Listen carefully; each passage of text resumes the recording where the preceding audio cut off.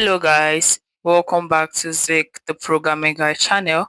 In today's video, I'll be showing you how to solve GCash request permission problem. So in the open up your GCash app just like this, you see a request saying you should actually grant permission to your settings, literally your contact, your media, and the rest of that. So first thing you have to do is open up your phone settings, and once you open up your phone settings, you click on apps. So let's go back and do it again.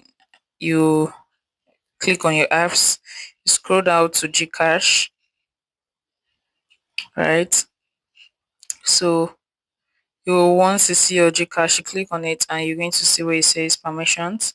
So you have to allow your notification, allow your camera, okay, allow your contact, allow your location, and your mic, your music and audio.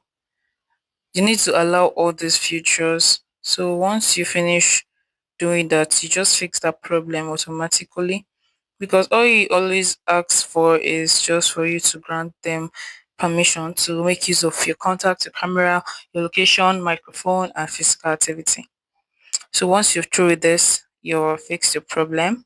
So if you find this guide helpful, give this a thumbs up and equally subscribe to get my tips like this. Thanks for watching guys. I'll see you in my next video. Bye.